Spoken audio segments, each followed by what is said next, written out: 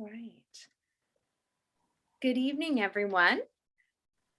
My name is Megan Burns. I'm the programs manager at Morris-Jumel Mansion, and I'd like to welcome all of you to tonight's virtual parlor chat. The title of tonight's chat is Sitting for a Female Photographer in Old New York with Professor Katherine Manthorne, and we're all delighted you could join us this evening. For those of you who are tuning in, if you would like to share, you're welcome to introduce yourself and where you are viewing tonight's presentation from in the chat.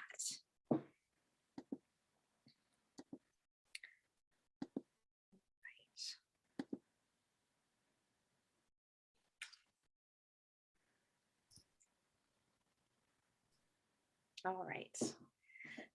So for those of you who have not had the opportunity to visit Morris-Jumel Mansion yet, we are a historic house museum located in Upper Manhattan.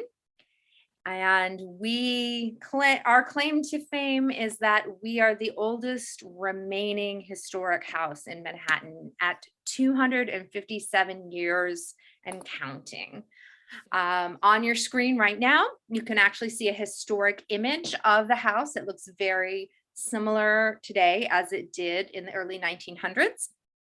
And we're delighted to host Professor Manthorne to speak a little bit on the history of photography in conjunction with the current exhibition on display at the museum. The current exhibition is called History Now by Rose Deller. And for those of you who may be joining us who participated in January's virtual parlor chat, we were very fortunate to be joined by the artist to explain her inspiration for this work.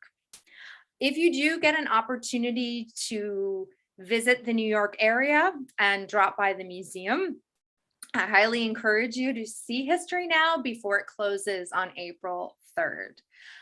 It's a really fascinating look not only at the history of photography, but also the history of a place and a community. The artist actually was given a historic scrapbook from the Ettlinger family who lived in Washington Heights in the early 1900s. And she was inspired. You can actually see an example of one of those photographs on the left. And she was inspired to revisit some of those same places, knock on the door, introduce herself to neighbors and those who work in the neighborhood, and chronicle their experiences. And she refers to her work as her historic preservation effort. So before I introduce tonight's guest speaker, I also wanted to highlight some of the upcoming events that we will have on site at the mansion. In our investigation of different visual mediums happening in addition to photography, and in a belated celebration of Eliza Jumel's birthday, we are going to make shadow puppets next month for our Con Edison Family Day, which will be held outdoors. This month in March, of course, it's Women's History Month, although I consider women's history to be 365 days a year. And we will be holding a special focus on some of the women whose lives were intertwined with that of the mansion on March 19th, 20th, 26th, and 27th. And at this time, we are open to the public Fridays through Sundays. Please visit our website for more information. We have both self-guided and guided tours. And lastly, if you are able to enjoy some of the free programming that we have both on site and virtually, like tonight's parlor chat, and you are able to help us, we would love if you could either make a donation today or by helping us spread the word about some of our programs. If you are able to make a gift this evening, you can do so by texting MJM to 44321. You can also visit our website at morrisjumel.org/donate and become a member to get special previews of things like exhibitions in the future. And if you want to stay in touch with us and see what we have coming up at the mansion in terms of programming and other items, please follow us. We are on Instagram, Twitter, YouTube, where a recording of tonight's presentation will be made available, as well as on Facebook. And so,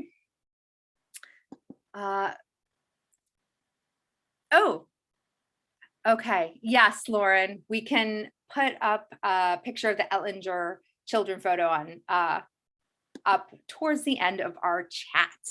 But tonight, it is my great pleasure to introduce tonight's guest speaker, Professor Katherine Manthorne.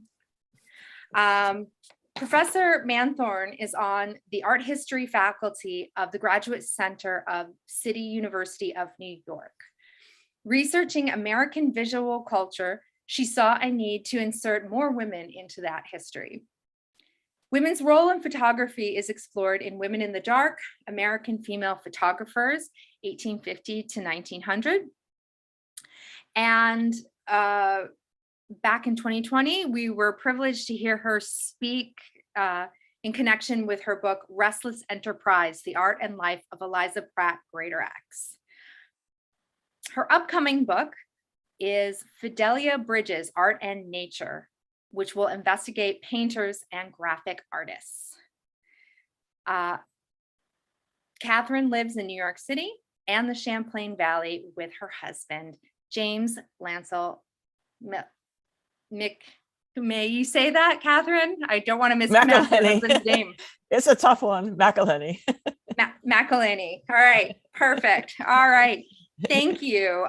Please, if you all would virtually join me in welcoming Katherine Manthorne. Thanks for joining us this evening. Let me stop my share.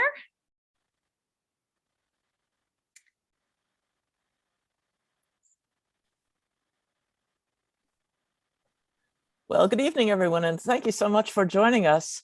I hope you all do get to the Morris-Jumel Mansion to see this exhibition, or maybe later when the weather's a little bit nicer and you want to be outside, because it's really a very, very special place in Manhattan, and it has a lot of character, and you'll really feel like you're stepping back in time, I think. So I hope you do get a chance to get there. So here you can see my opening page, 2 images of women photographers. And I think, you know, it's just the invitation to speak at this time with the exhibition of Rose Deller, that, you know, it's helpful to think of these women that I'll be talking about in the 1850s to the 1870s as really sort of pioneers paving the way for people of the next generation. So just to set the stage, I wanted to show you, these are a couple of images from the 1850s of 2 photographic establishments in Manhattan. And of course, the large very prominent ones were run by men. So on the left, you can see this is the Fredericks Photographic Temple of Art.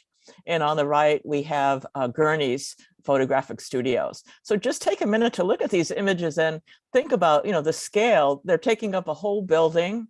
And if you think about it, the studio where you would have your picture taken was generally on the top floor because of the skylight would provide better lighting for the photographs, especially in the 1850s, before there was a lot of artificial illumination. So you would enter, and I love this image on the right because you can see that the horse and carriage have pulled up. So just picture yourself sort of arriving in your horse and carriage, and you enter the door, and you would climb the stairs. In the 1850s, there weren't really elevators yet. And so we'll see some of the different aspects of the studio that you will encounter once you decide to have your picture taken. But of course, in this lecture, you won't be having your picture taken by the men, but we will look at the women's establishments. But I did just want to call your attention to the title of the work of the establishment on the left, the photographic temple of art. The idea that the photographers are already in this early period, way before people like Stieglitz and Steichen, they're already trying to sort of raise the status of photography by these different illusions. So here, imagine now you've walked upstairs and you're entering one of the salons that was very typical of this kind of more well-to-do establishment. So here we're looking at Matthew Brady, and you can see that it's a large salon, and on the walls are pictures. So you would be encouraged to sort of come in and stroll around and look at the kind of work that Matthew Brady and his team of photographers created. But it's also couches to sit on, tables. So it's a domestic setting to make people feel comfortable. And we might wonder why all this was necessary, but even in 1900, the photographer Frances Benjamin Johnson, she wrote an essay in which she talked about, the challenges of being a photographer. And one of the things she said was that people are more anxious about having their photograph taken than they are about going to the dentist. So this is the anxiety that surrounds this experience, and why it was helpful to have a comfortable environment to make people feel more at ease. Here we're looking at a studio in Ohio, but I just wanted to show you, this is Ball's Great Daguerrean Gallery in Cincinnati, because this is the establishment of a man named James Ball, who was an African-American. So even though a lot of the history has so far been told from the point of view of white males taking photographs, in fact, we're discovering more and more of the African-Americans, people of color, women, all these people were contributing to this history. So we really need to rethink it. But just, again, take a minute to look at this space and imagine yourself in it. There's a woman playing the piano. People are sitting at tables, looking at pictures. And if you look up on the wall on the left, there are a series of framed landscapes. And I don't know if anybody can guess who these might be painted by, but these are the works of Robert Duncanson. Duncanson was based in Ohio. And if you watch the Biden inauguration, one of Duncanson's work was featured as the inauguration painting that the platform party walked by. So these two artists, the photographer and the painter based in Cincinnati, both African-Americans, are collaborating to create this new clientele for their work. But we'll be then jumping to the women. And just to remind you, the daguerreotypes first came into being in 1839. So photography was, an invention of the 19th century.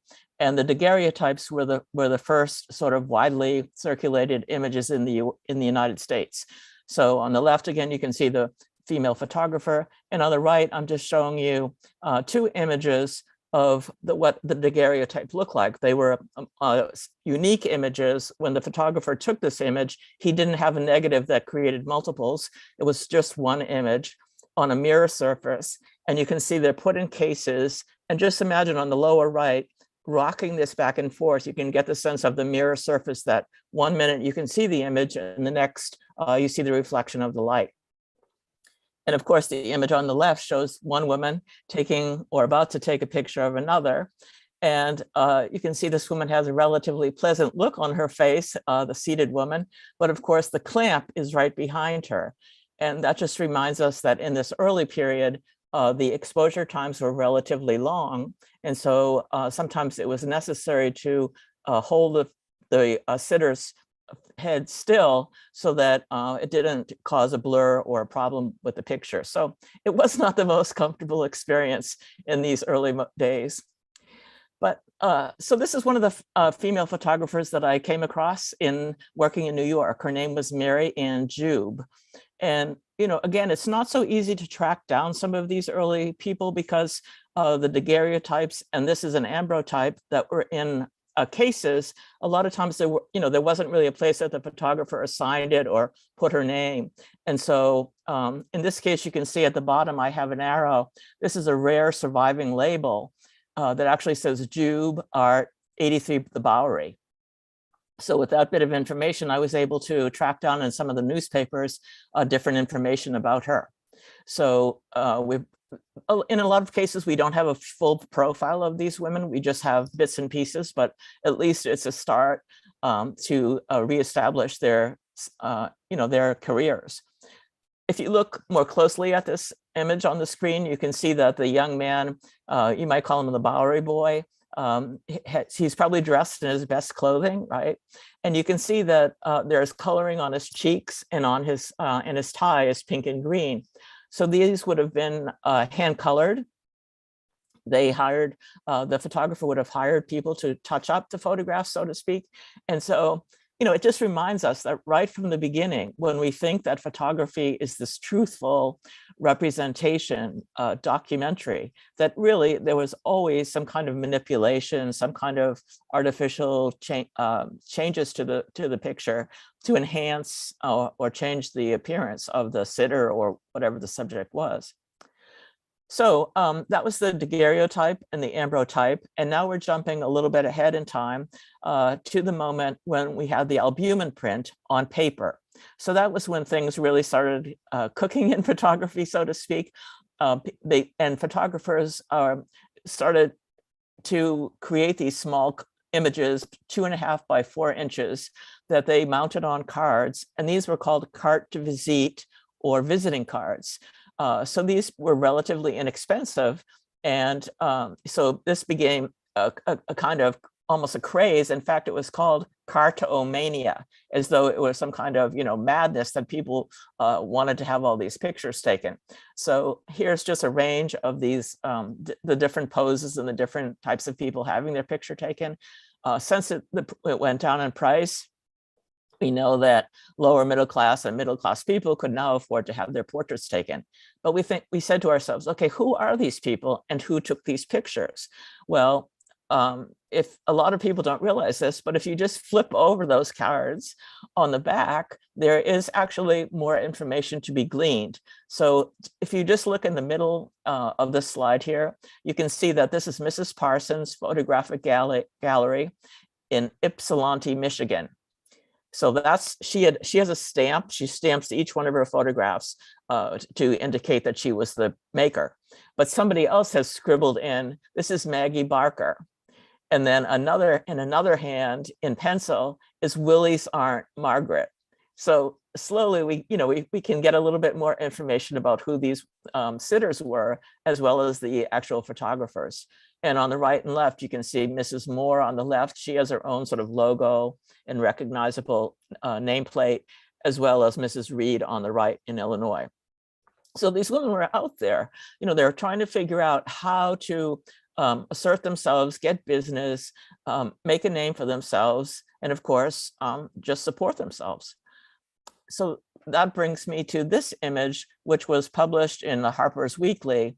And this was a period when there was much more attention paid to what should these lower and middle class women do to support themselves. If they were widowed, if they were divorced, if they were single women without a family to help them, what kind of jobs could they get? So this is just a range of the images. And of course, seamstress was one of the more common ones, teacher. But if you look in the upper right, you can see that another job was considered proper for a woman was the photograph mounter. So after the photographer took the pictures, and then they would, divide them up into individual images, cut out from the bigger positive, then they would mount them on different cards. And so the photographic industry, as this cartomania advanced, became a source of respectable and income for lots of women. So since this is Women's History Month, I did also want to mention a little bit about just a tiny bit about the women's rights movement. So this is a building in Manhattan, a church of the Puritans. And this was sketched by Eliza Greatorex in 1868. But And she went around sketching these buildings as they were being torn down. So the horror of this is that this was a very historically important church. This was the site of the Equal Rights Association conference, which was held in May 1867. And I'm just showing you here a couple of the speakers, very well known: Elizabeth Cady Stanton, Lucretia Mott on the right, and Sojourner Truth, who had been an enslaved woman who got her freedom and went around lecturing about women's rights and abolition. So all three of those women spoke there, and then within a year of that, less than a year after that conference, they tore down the church. But if we're looking at this image more closely of Sojourner Truth, now no one knows who took this picture. If it was a female photographer, male photographer, African-American, Euro-American, we don't know. But what we do assume is that Sojourner Truth must have had a lot of agency in how she wanted to be shown. She went around the country, lecturing, and it was almost like a performance. She would, one of her famous lines was, "Ain't I a woman too?" And she would, she was very tall. She spoke with a Dutch accent, which always startled her audience. And so she got, she got a lot of attention and went around preaching this message of freedom for women and freedom from African Americans. And at the same time, she would, wherever she went, she would sell these cartes de visite to the audiences who bought them as souvenirs. And you can see at the bottom, "I sell the shadow to support the substance." That was her motto. So, just think about that idea that, abolitionists used images as weapons in this anti-slavery movement. But here is this previously enslaved woman who's having her own picture taken and selling it in this way. So photography in this period plays a number of different roles. And one of them really was African Americans using them to help emancipate themselves. So photography, although we tend to think of it as maybe, just these are likenesses, we can see their faces, but it was also a political tool. So to return anyway to the experience of having your picture taken, this is an oil painting, but it gives you a good idea of what it was like to go to the artist studio. And you can see, or the photographer studio, sorry. And the lower right, unfortunately, it is a man who's taking the picture. But I wanted to show you this because it does give you the idea of these backdrops, these painted backdrops that the photographers would use. So here you can see the young boy and girl are posed against this, what looks like sort of a wintry landscape. And so again, this will give the picture a more pleasing, distinctive look. And the photographer, of course, is working in a studio that has paintings and sculptures all around to, again, elevate the idea of the art of photography. Katherine, with the background like that, if I can interject, I wonder if anyone else is reminded of school photographs where you would have a background like that, maybe even some props. To convey that image. Before you resume, we do actually have a question, and it is one that comes up a lot when it comes to 19th century photography. I'm sure you've heard it about, why didn't people smile when they were having their photos taken? Is that always the case, or are there exceptions? Oh, well, I mean, of course, there are always exceptions to things, but in this early period, the exposure time was long enough that, to sit there with like a big grin on your face for too long would have probably not really held. But also, I think there was a sense of, there was a sense that people were sort of emulating the idea of more formal portraiture, right? So painted portraiture where people weren't smiling and grinning. So I think there was a sense that people were wanted to present themselves in a respectable and serious way too. But later you'll see that, especially the tintypes and some of the cheaper photograph, the cheaper techniques, people would, just go and have fun. Like, just like you go, you would go to a carnival or something and put funny hats on and wear different, not disguises exactly, but just try on different costumes and things. And so you do get more of a sense of fun in the lower price ones, but Yeah, it is always a little odd that you see all these very serious people. Oh, and Janet just interjected, plus Instagram wasn't invented yet. Right. LOL. Thank you for answering. Is that what was that should I go on? Yes. So anyway, well, Megan's point about the school photographs is actually a good one, because I remember too, they used to come and comb your hair and, like try to neaten you up. And, that was, some of the same things happened in these 19th century studios. In fact, some of them would actually advertise that they had hairstylists to help you arrange your hair before the shot, or some places even had clothing that you could borrow, if you wanted to put on a more respectable jacket or a special hat. So it was very much a sense of presenting yourself. And here you can see, again, this is just a recreation of a studio that shows you, again, that crazy clamp on the posing chair.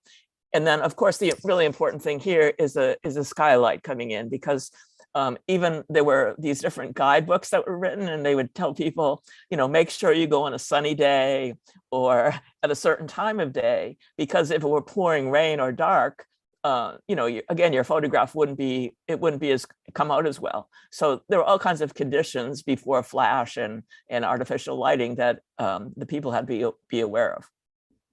So anyway, this is one woman that I wanted to talk a little bit more about, Matilda Moore, who lived and worked on Canal Street.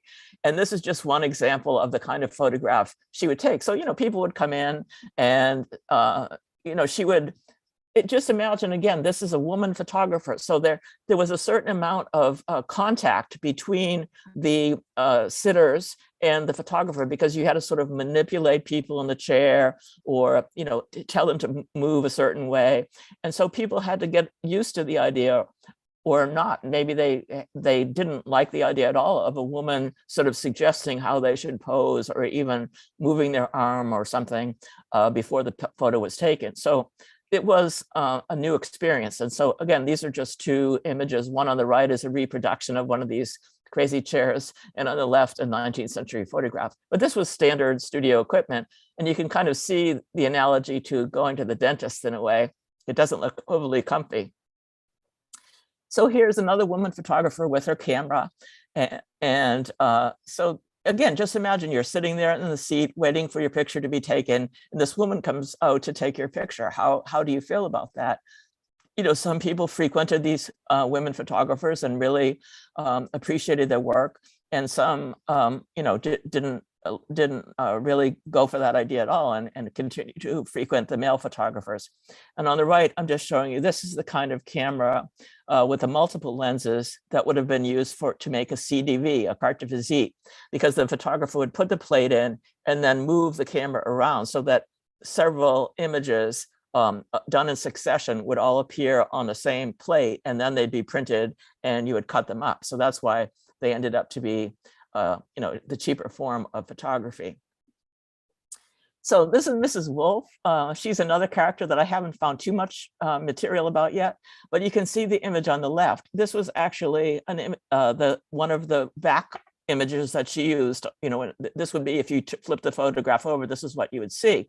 So just imagine you're walking down the street in Brooklyn, and you see this building. So again, you can see J. Wolfe photographs up on the awnings. There are more references to photo art.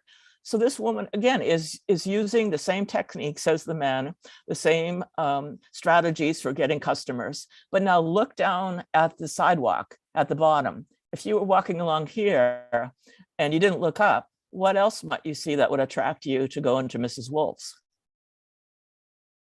Well, you can see this kiosk right here, right? So again, it says J. Wolfe photos, and we're looking at the back of it on the street. But if you were on the sidewalk side, there'd be glass plate, and there'd be samples of her work inside the case. So this would give you the idea, oh, well, maybe, I have an hour before I have to go meet Mrs. Smith for lunch. So maybe I'll go upstairs and, have my photograph taken. So this was another strategy that the photographers used. And so Mrs. Wolfe, again, had a robust business. And this is just one of the images that she did. And we don't exactly know who this young woman is or what the purpose of the photograph was, but she's holding a book, as you can see. So and has a kind of nice white dress on. So possibly it was graduation or some religious ceremony where we don't know. But these are the kinds of things. And again, Mrs. Wolfe has the nice carved piano there and the backdrop with the flowers that were appropriate to this young woman. Mrs. Moore was a little bit more direct. You can see she calls herself artistical, and she gives her address. That was the important thing. They oftentimes not just gave the address, but actually a few more details. So here you can see she says she's between Varick and Sullivan Streets down in Lower Manhattan. So here's just a map to show you. I mean, again, it's funny to do this kind of research. I'm sure people who know about Manhattan know these things, but the streets did change somewhat. So the Sullivan Street actually changed slightly from the way it was. And so that area of Canal Street was a slightly different intersection. But certainly we know it was very busy, and she would have counted on a lot of traffic coming into her studio. So this, especially during the Civil War, photography was big business, right? Because soldiers going off to war, families who wanted to give their young men mementos, everybody was having their picture taken so that they could remember these people, because there was a terror, of course, that they would not return home. So Mrs. Moore had quite a few Civil War soldiers. And again, people don't realize that the women were taking the pictures of the soldiers just as the men were. And here you can see she's added a bit of a coloring, that purple color, and even they used a bit of gold leaf to make the buttons and the buckle stand out. So this is the kind of image that she created, one kind that she created of the soldiers. And here are two more. And a lot of times when you find these images, I don't know how many people on here are actually collecting them, but a lot of times they're dog-eared, and they might even have drops of water, or you could even imagine they were tears, because these are very tactile. People didn't just put them on the wall or put them in an album, but they would put them in their pocket. The soldiers would carry them with them. Their mothers or their partners would keep these photographs with them, and it had great sentimental value. So we can feel, it's almost like you can feel through these photographs this earlier moment in history.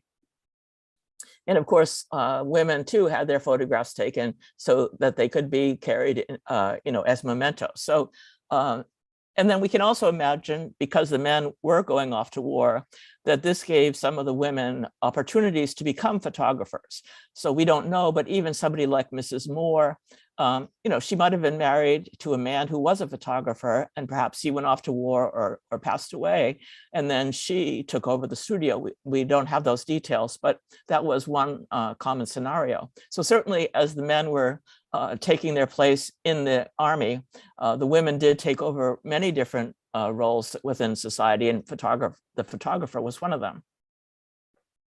And this is kind of an extreme example, but I just wanted to remind you, of course, that as like Megan's question before, the photographers are looking at fine art painting, and the sitters are looking at fine art painting, and so they're emulating some of those same strategies that the earlier painters used. So George Washington, of course, has the drapery and the column, and you can see that if you went to Mrs. Moore's studio or many other studios, they had these big balustrades that they could move around, drapery, chairs, cushions, all of that to sort of give the images variety and respectability. So I wanted to give you just a tiny bit of insight into some of the research that I did to find some of these women. This is the 1860 census, and I was lucky enough to find Matilda Moore, age 28. So her line is the yellow line here, you can see, and it goes across. She's a female, she's white, and she has an Daguerreotype gallery. Her personal estate is $1,000, and she's from Prussia. Her birthplace is Prussia. But then this woman under this line underneath her is part of her household. So this is actually Joanna Gulliver, who was a 17-year-old Black assistant, or she was called a servant. And it says that, that she was born in New York. So this, gives us quite a few facts about this woman, Moore, but also Joanna Gulliver, that there were young Black women, I guess you could say teenager, right? Working in these we can imagine, we don't know exactly what she was doing, but certainly she must have been helping Matilda Moore with some domestic chores, but also in the gallery, in the photographic gallery, and maybe even learning the trade herself. So these are the kind of clues that make you want to just be able to spend all your time chasing after these characters and finding out more about them. And this is just one more picture by Matilda Moore. You can see the woman with a muff. She's clearly wants to make a statement in her picture, in her carte de visite. But it's interesting because there were many of these manuals written telling you like what to wear, how to conduct yourself in the studio. And one of the things they always advised against was polka dots, prints, or anything of that nature. So here you can see this woman has broken all the rules. She has her shawl here, her print skirt, her muff, all different textures, and this kind of outrageous hat. So, and yet it works. So you don't always have to follow the rules, right? Anyway, so another kind of funny, exciting thing that that turned up was the fact that this photographer actually kept a diary. He ended up working and living in Jersey City, but he recorded all his different activities in his diary. And we don't have very many of these at all. So this is kind of amazing. And he actually said that he was working in Mrs. Moore's studio and Matilda Moore's studio on Canal Street. And the other interesting thing is that this guy, Googleman, went on to say that he also met this other man, Arthur Hargrave, who was also working in Moore's studio. So while all the details are not known, we can imagine maybe, she took some of the photographs, she had him take some of the photographs, maybe that he was helping with the chemistry. We don't know exactly. But the exciting thing is that Mrs. Moore had at least 2 male assistants. So I love that idea that it's it's her studio and these guys are working with her and learning from her, because that's not really the way we think of it happening. Anyway, so we were talking a little bit before about artifice, and I just wanted to show you that this is one example. You can see this photograph on the lower left. It says, "Go to Edna Parker's for good pictures." And you can see this poor little baby here has had her dress, what it certainly looks like it's overcolored, all colored in red. But anyway, and here I'm just showing you in the middle a photograph of one of these so-called retouchers or hand colorers. So there would be advertisements in the newspaper and things asking for artistic young women who could work at this job, because it was felt that women had a more delicate touch. So you can see in the close-up that I'm showing you on the right, she has her watercolor brushes here, and she's painting in, it was very fine work to just try to get these colors in the right place, as you can see when there was a blooper on the left. So, but this was, some people, some of the women worked in a sort of factory-like setting, someplace like Brady's, or would have maybe 6 or 8 retouchers, or sometimes they worked at home. Like this woman looks like she's working more at home. You go pick up some photographs, bring them home, work at them at your desk or table, and then bring them back to the studio. So it was a very big business for a while.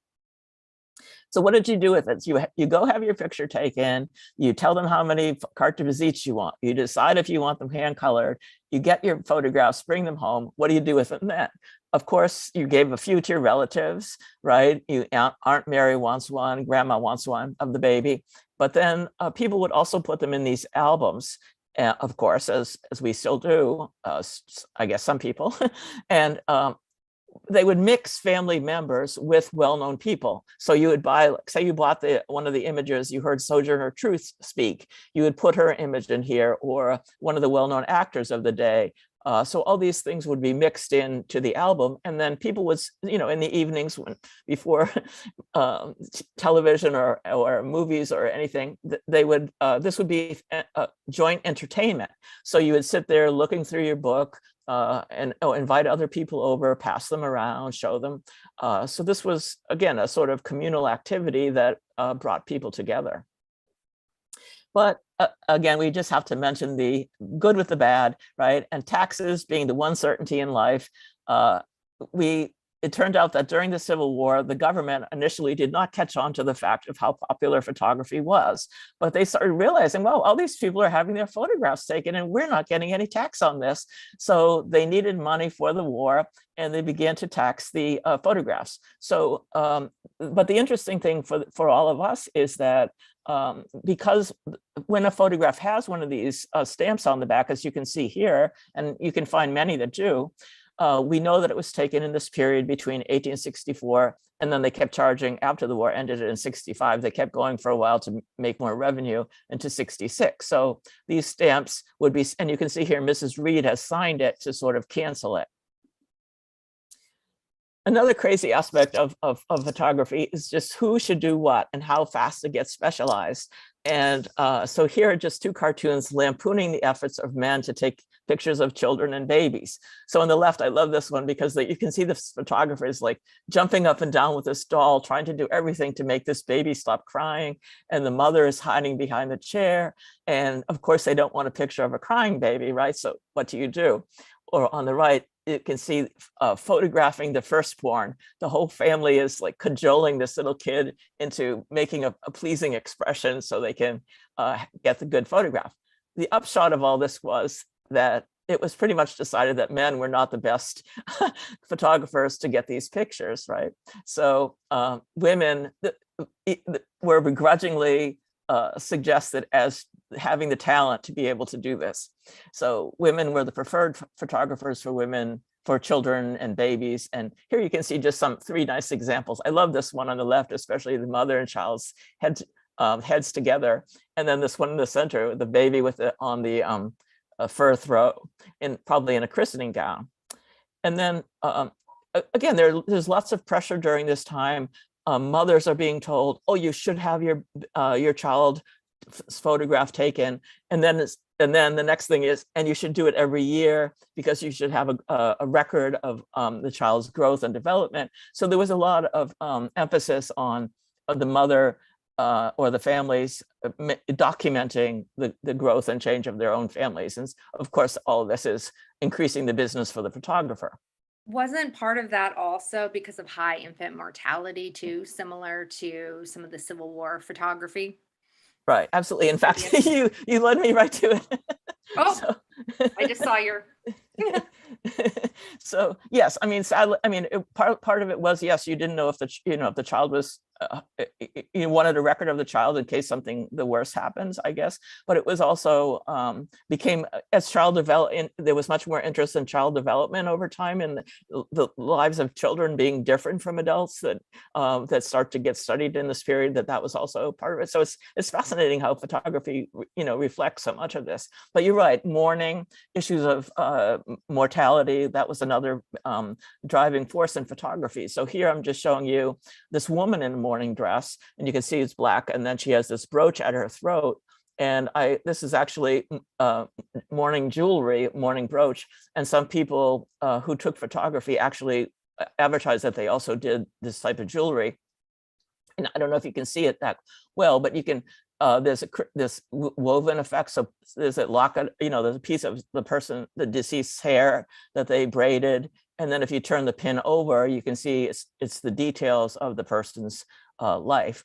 And this is kind of a non sequitur, but I did want to mention that this woman, you can see her eyes look like she's staring off, that she has blue eyes. And so the blue eyes, because of the nature of the technology at the time, they tend to have this kind of strange appearance. So the next two pictures I'm going to show you are kind of sad. So I just want to warn you that, as Megan was saying, the high infant mortality rate required post-mortem photography. And again, a lot of times women were the ones who were deemed the appropriate people to take these pictures, because they would go, in this case, the photographer would take that big camera and go to the person's house to take the picture, oftentimes of the child or the mother and child. So this is the daguerreotype, more expensive. And then there were many of these carte de visites that were also done. We tend to look at them and it's very sad and tragic, but at the time there was a lot of emphasis on the idea of them being, little angels, and trying to emphasize that idea of something to remember them as in this positive way. So I wasn't, heavy on the dates what we were talking about, but we sort of romped through the 60s and 70s and 50s, 60s and 70s. And by the end of that period, there were a lot of changes that really helped to develop a turnover in the photography. So for one thing, the city neighborhoods were changing, as we'll see. And the other point, of course, is that there were new photographic techniques that were being developed and new cameras that more people could operate. So just to show you, I mean, this was the area near Mrs. Matilda Moore's studio.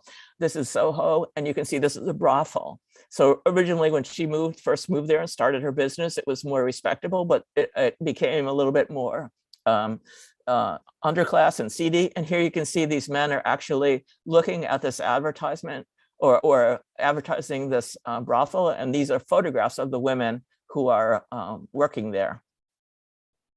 And then again, Mrs. Moore was sort of surrounded initially by fairly respectable characters, but towards the end of her career, this man, Charles Eisenman, moved in. So this is the kind of thing that he was doing, the kind of exotic people, circus and sideshow people. So this brings us to the point where we were talking before about photography becoming more sort of entertainment and fun, or showing people as freaks or exotics. And so this is the kind of thing that he was doing. So we can imagine that, this woman who is relatively respectable, the techniques of the photography are changing. She decides to retire. So that was the one other bit of information I ever found about her so far, that when she sold her studio, her business, and she sold her cameras and all her equipment. And this is just an example of the kind of, she advertised that she had this Morrison lens, which was like this one. So it just gives you a little bit of an idea of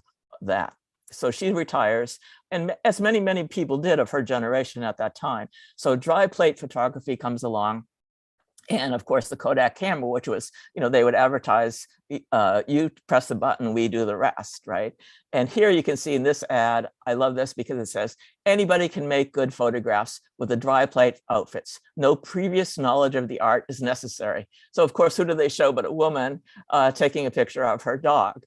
It's all come around now to something that, and this Kodak girl on the right, who can take her camera anywhere she wants to go and hold it with just one hand, whereas before you saw, it was quite an effort to have to move that thing around from one place to another.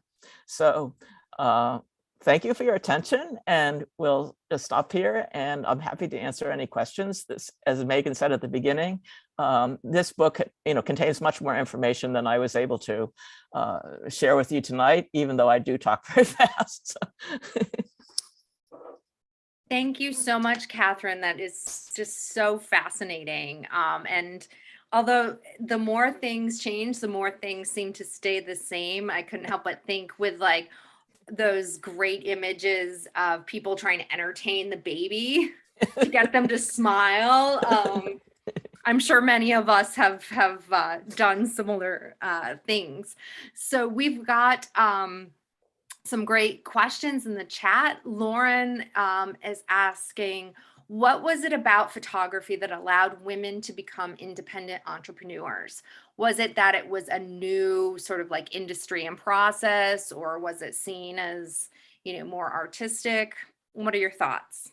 Well, I think, one thing that for sure is that when photography first came along, it was a totally new thing. I mean, some people came at it from the point of view they knew about chemistry. Some people knew about optics. Some people were just, inventive and experimental. So, but everybody started on the same playing field.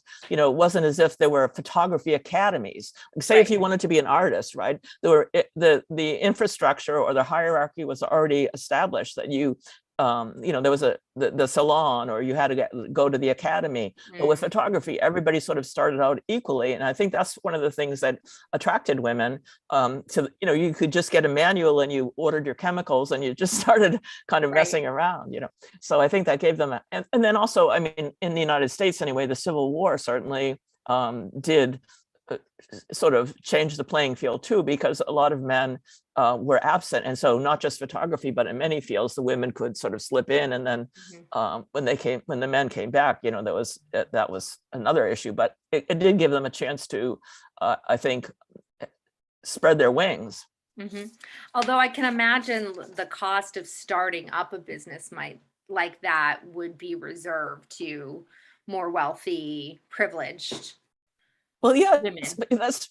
I mean, to have a nice place like Brady, of course, like to have that salon and this whole building would be one thing. But there were all this kind of information that was being published there, guides if you want to start a photography business and aimed at women, and how to get the camera and what kind of spaces you could rent for what, and so advising people and to start slowly at first, like just accept the fact that you're going to have a not so fancy studio, and then if you build up your clientele, then you can, so there was actually a fair amount of encouragement and information available to, and a lot of people too started out as somebody else's assistant, I think, and then moved on. So Marilyn has a question about why were the women hiding in fabric near a child being photographed in many pictures? Yeah, those pictures are strange. I should have shown one, but yeah, there are some where the mother or the son, there's a female figure there, but they're completely draped and they're holding the child. It's almost like they look like they were trying to look like part of the furniture. In some cases, people think it was that they were a nanny or something. It wasn't really the mother, and they didn't really want that person in the picture. In some cases, I think they were just didn't know what to do, how to keep this child. But sometimes it was a matter that it was not the mother, it was some kind of caregiver or nanny that they didn't want that person to be in their family photo, really. And I can imagine the younger the child, especially if it's a baby that has trouble holding up its head, they need to be there to stabilize the Watch child. that little neck. Yeah. So Mark has a question about the photograph on the cover of your book. Where is this photo currently located? Okay, so this is a very special image. This is a daguerreotype, and it's in the Nelson Atkins Museum. Yeah, so they have the big Hallmark photographic collection there.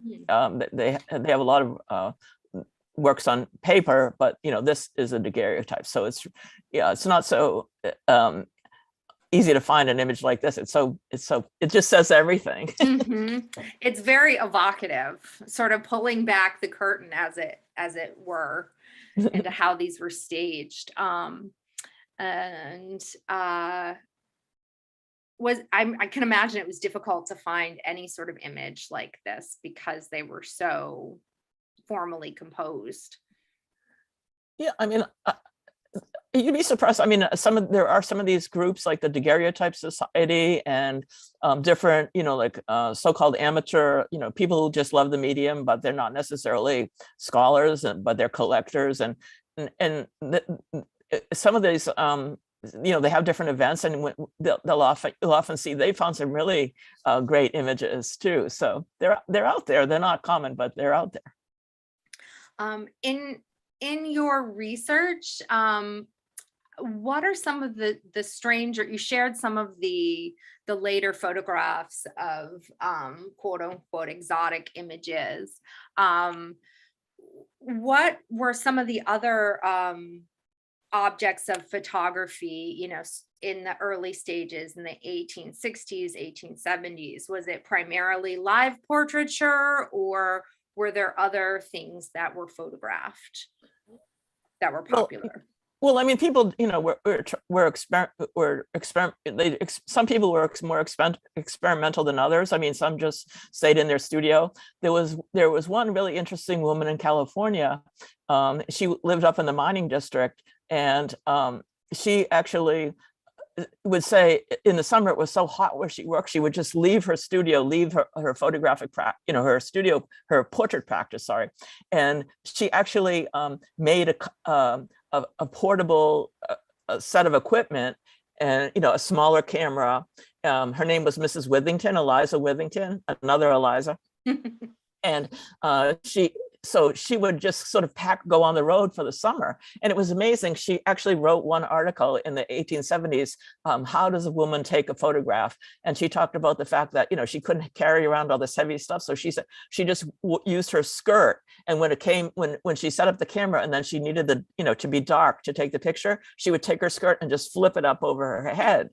And so so she would describe all these things to tell women, that they don't feel like you have to just, stay at home. You can go outside and take pictures outdoors too. And, she even described how to make a set of because you had to take all the chemicals with you too.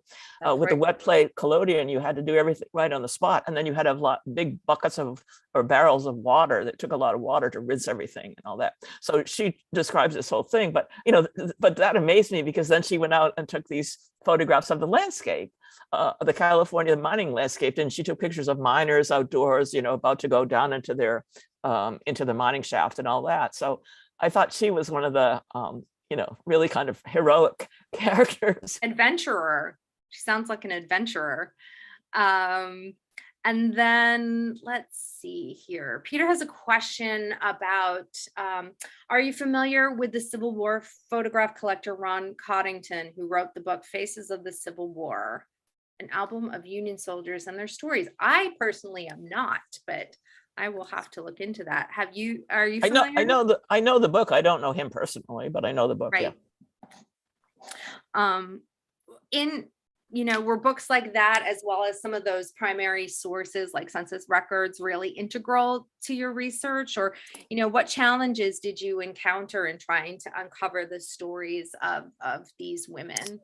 Well, I think, just Coddington, I don't know if people remember a few years ago on the 150th anniversary of the Civil War, there was a big exhibition of Civil War imagery at the Met.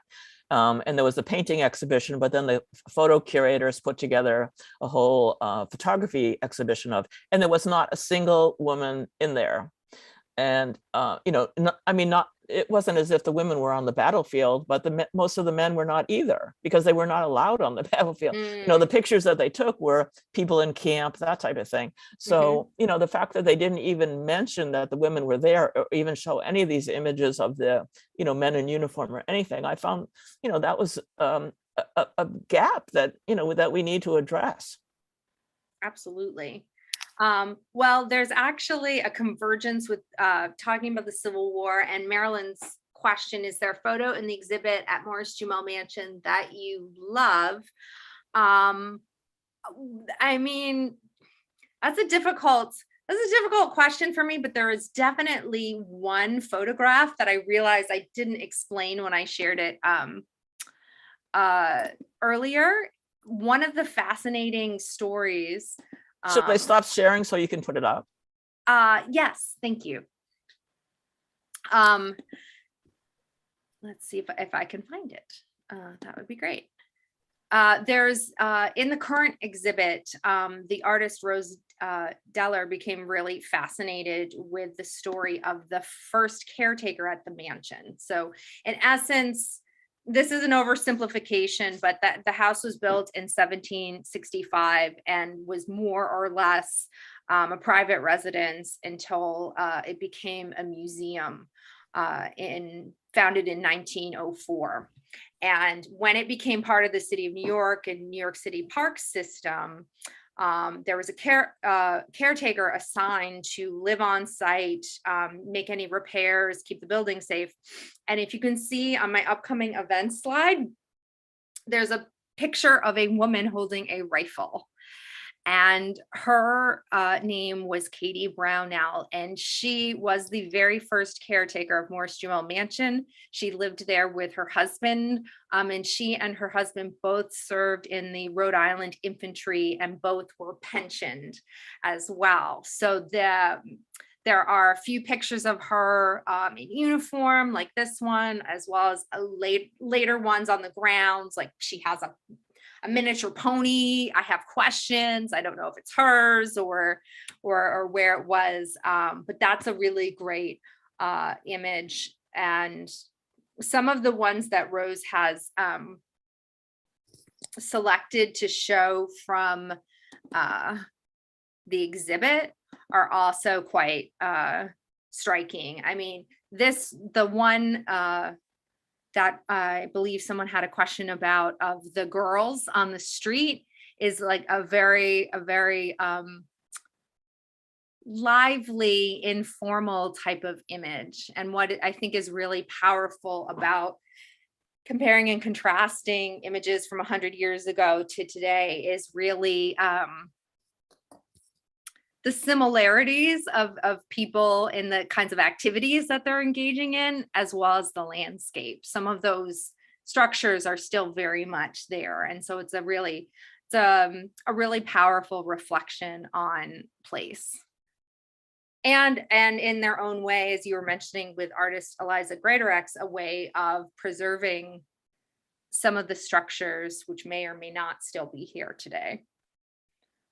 I think people are asking you to show those photos. Are they not projecting? No. Oh, sorry. I wasn't thought sure I was if you projecting them. I wasn't sure if you thought. Yeah. Hold on. Pardon me.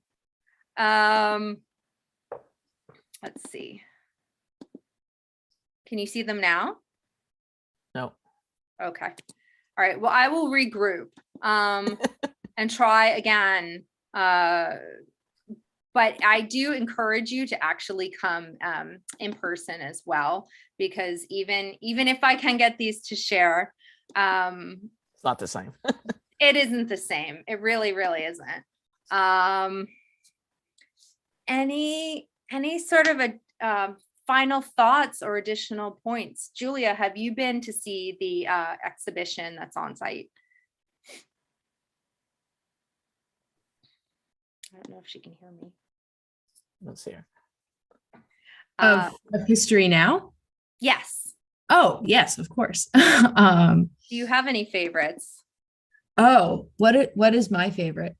Well, something that I've really loved is that over the course of the exhibit, as I've been working at the museum, people have come who are featured in the photos, or their family members are featured in the photos, and have offered other additional perspective on, like, oh, well, those are my parents, or, you know, that's my parents holding my son, or anything like that. So it's been really great to talk to people about that.